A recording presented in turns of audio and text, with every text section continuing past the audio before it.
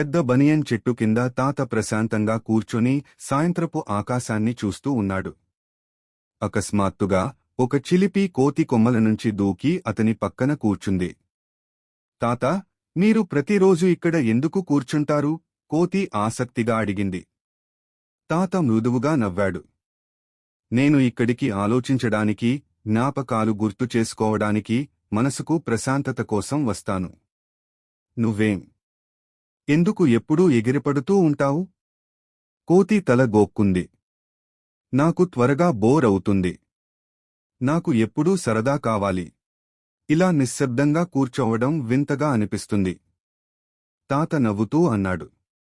అబ్బా చిన్నోడా, జీవితం అంతా ఆటపాటలకే కాదు. కొన్నిసార్లు నిశ్శబ్దంగా ఉండటం వల్ల మనకు చాలా విషయాలు అర్థమవుతాయి. కోతి తల వంచి అడిగింది.